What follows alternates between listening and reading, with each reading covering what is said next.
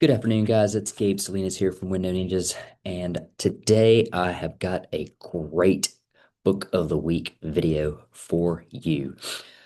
This past week, actually, two, I read um, Steve Jobs, by Walter Isaacson. Man, he's the same guy that wrote Elon Musk's books, and he's written quite a few others. But man, he has definitely done some magic when it comes to writing um, books for major, major influences in our lives. And like I said, it took me 2 weeks to get through this one specific book, but my goodness, this book was filled with so many nuggets, so many words of wisdom, so much inspiration, man. It is just absolutely amazing. So let me ask you guys something. It came out with my intro, but let me ask you guys something. What about Or what would you do if life decided to kick you square in the jaw? Okay. When the dream you built from scratch is like literally ripped out of your hands, what would you do? Are you gonna fold or are you gonna fight? Okay. And that's why this book of the week by Steve Jobs is such an amazing read. I promise you, I will tell you this. It's not about computers, it's not about these fancy iPads that we have. Hopefully, you can see that. Um, but at any rate, or the magic handy dandy iPhone, right? But it is about obsession, man. It is about chaos. It is about genius, man. Failures, love.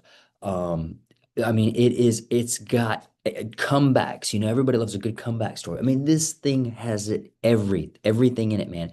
It's the kind of vision that literally changes the world. I mean, that's how special this book is. Okay. So here's what grabbed me from the start, right? Um, I didn't realize that Steve Jobs was adopted. Yep, he was. His biological parents could not raise him, and so they literally put him up for adoption. So, um, he was adopted by a guy named Paul Jobs, and Paul gave him something much more valuable. Steve talks about this a lot, but his dad gave him something a lot more valuable than money, right? His mom and dad didn't have a lot of money, the actual his parents. Then they turn him over to an adoption, and he gets adopted by these other two, and they really don't have that much either, right? But they gave him love, they gave him encouragement, they gave him wisdom. Okay. Now, old Paul, he told Steve, here's a good example. He told Steve, listen, his dad was great, man. His dad taught him how to work on cars. His dad was a carpenter. His dad was somebody that he could just do everything with his hands, right? But he told him, he goes like, hey man, we're going to build these cabinets, right? And we're going to use this great wood. Okay. It's high dollar wood. It's expensive, right? But we're going to make this cabinet, the front where everybody sees, the top that everybody feels, the sides that everybody sees, but you never see the back. But instead of using a cheap piece of wood on the back where nobody will ever see it, he goes, you're gonna know. You'll know it's there, right? And so what we're gonna do is we're gonna use the same quality of wood that we use on the front, on the back, and the sides, and the top, and the bottom. Excuse me, because that is exactly what Steve Jobs taught him. Excuse me, guys. It's been one of those weeks.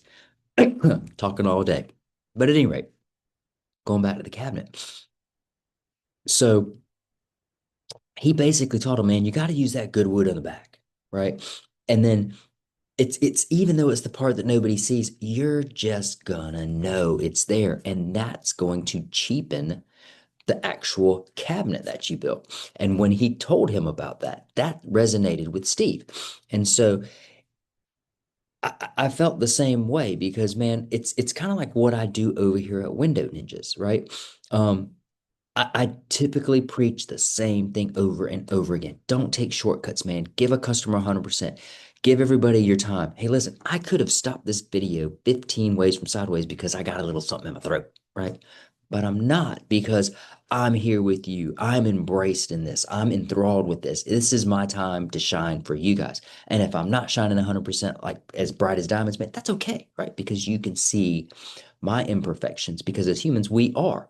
But see, Steve's dad was talking to him in the same way, but he was like, listen, if you're going to do something, do it right. If you're going to make something, make it great and do it 100%, man. Think about that. How many people do you interact with on a day-to-day basis that don't give it their all? They don't give it 100%. They skimp on certain things, right? Man, go into your house, man. I promise you, if you just had a house built, man, look at the cabinets. You go into this showroom, they show you these cabinets. I want this, but they're really just showing you the fronts. And then you go pick out the hardware and you're like, oh man, it's gonna look great. Okay. And it does. Until after you've been using it for about 7 years and you realize that there's certain things that just are kind of lackluster. They just didn't use the same quality on that front piece that they did in the back or on the shelves that are in there, man. And it's frustrating. Okay. So I relate that to things, I relate what Steve was talking about to things that I personally experience. And I know that you guys can experience them as well because you're probably going through the same things in life. Hey man, how come my car doesn't is going to break down before it gets to 50,000 miles, man? Hey, cars of old, man, they were running, there's still cars that got 1,000,000 miles on them, man, right? Now, granted, you got to change the oil and do this, but man, the parts just were made better. They weren't made cheap. Okay. And that was his thing. So I think everybody can relate to that. Now let's go back to Steve and like really where things got tricky. Okay. He fell, right? He started this great company. He had this amazing idea. He was an engineer. I mean, the boy went to college just to really learn some Sanskrit. But he left college because his mom and dad were paying a whole lot of money. And he was like, oh, whatever. I ain't doing that. But he did learn Sanskrit, and that comes in handy in this book. He talks about it, how, at any rate, read the book. But he basically got ousted from Apple, man. Okay. He he was basically fired. Okay. And how do you think that would make you feel if you got fired from your own company? You go start something, you build it up, you got all these people around you, man, and then boom, you're the one that gets fired. How does that work? But it's in his story, man. Most people would have just crawled away and been like, whatever. Okay. But not Steve. He built this company called Next. Um, he turned Pixar, everybody's heard about Pixar, Toy Story, you heard of that, right? Into a juggernaut, man. It is, I I mean, it literally is what animation is today. Um, and he then in an and, you know and he there's this crazy twist because like I said he had Next, Pixar, he had Apple, and then he's fired from Apple, but in the ultimate twist of fate, Apple ended up buying Next and brought him back. Take the book. So Apple was flailing, right? They should have never got rid of Steve, but they got rid of him, right? Steve was trying to do his own thing, and he was kind of flailing too with Next. But anyways, they brought him back. They got Next into their system, and they were literally on the brink of bankruptcy. Apple was. But then with Steve and his guidance and his wisdom and his vision, man, he literally brought them back. Okay. And they turned him, and he turned Apple into a $1 trillion company. Think about that, man. Trillion. Anyways, now, I don't know about you, but I wouldn't say that's a comeback, man. I would think that as being a resurrection. I mean, it is amazing about what he did. And you're talking about Steve Jobs, man. People don't quite read the book. You just don't know what this guy was made of. Now, here's a lesson for all of us. I think all of us can resonate with this. But anyway, setbacks, man, if you utilize them, they are not the end. I personally have had personal setbacks. I know you guys have, but they are definitely a training ground for maybe your biggest comeback. Okay. And if you think about it, things that set you back in life, did you learn from it? Did you grow from it? And then did you scale from it? Okay. A lot have, and then there's some that haven't. Okay. But here's the thing, man. Greatness is messy. If you're gonna do something worthwhile, you're gonna get your hands dirty. Okay.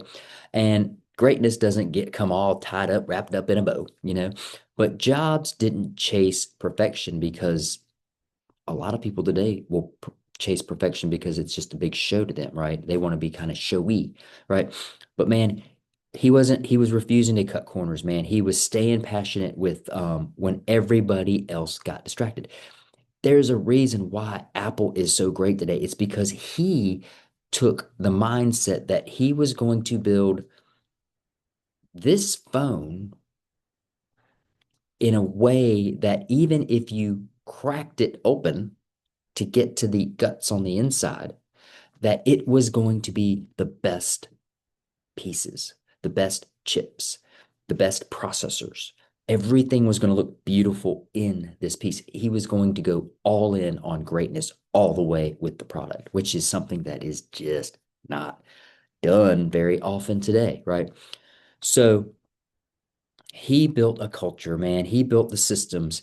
He basically built a brand that'll probably outlive all of us that are watching this piece of content right now. Okay. And so he has truly built a legacy for himself. He's built a legacy for Apple. And it talks about it in the book, man. He goes through the stories over and over and over it. And man, I say this is a must read. If you have not read this book, dude, you have got to go pick it up and get on it, man. Because man, it teaches you how he went through hard times and how he got through that. And even as a genius, Steve faced struggles in his day-to-day life, just like you and I do every single day. Um, and then, I mean, even from the kids that he had, um, I mean, just battling every day with Microsoft and Bill Gates. I mean, it, it, it's an amazing, amazing story. So, at any rate, man, here's my action item for you guys. I would say double down on simplicity and detail, right? Those are the two things that you could take away from this book. Apple made magic by just making things super simple and beautiful. You and I can both agree to that. So, I'm challenging my team. I'm going to challenge you guys. Um, to do whatever it takes to make something simple, detailed, and awesome. Okay. For me, I'm challenging my team to be better on their scripts. I'm teaching them how to get better, how to help us develop better systems. I'm teaching our guys to give a customer an even better customer service experience so that it all feels like it's just magic, kind of like your phone in your hand, right? It's like magic. Like, dude, get up every. I mean, this you guys rely on this, right? Magic. But at any rate, that's how we grow. Um, man, just by reading his book, I feel like I've grown like, I don't know, 3 inches. Um, but my mental capacity, I was like, holy cow, man, this guy is absolutely amazing. So here's what I want you to do. I want you to pick up the book. I don't have it in my hands right now. I'm sorry. But go pick up the book, man, read it, take the time, devour it. And man, I promise you, I think it's gonna light a fire up underneath you, man. And it's definitely gonna provide you some wisdom that you will definitely benefit from. So don't let your setbacks define who you are. Let them define where you're going to go. Okay. That is definitely something that Steve um, talked about in his book, and it just came through, man. Walter Isaacson is a great author, man. He did an amazing job with this book. Okay. It's a great comeback story. And man, go build your legacy. whatever it may be, man. Because greatness isn't reserved for just a chosen few, man. It's really reserved for those who are willing to put in the hard work every single day. They got to show up. You got to be committed. You got to do the right things. You got to basically work on yourself every single day, and you got to work on where it is that you're trying to go, so that you know, hey, I'm going to be successful. But at any rate, man, there's a lot of people out there that are dreamers. There's a lot of people out there that were doers. Steve just happened to have the gift of being both. Man, he had some awesome dreams, and he made some awesome products because he took his dreams and he worked them into reality. So go pick up the book, enjoy it, read it, absorb it, love it, and man, tell everybody else about it as well. And please share this video. Let other people see how passionate I am about Steve Jobs and his story, man. It's a shame that he is no longer with us, man. It is amazing the things that he created in his life. And gosh, if he was still here, imagine the things that he would have created. Okay. So anyway, go pick the book up. I hope you enjoyed this. And as always, keep shining.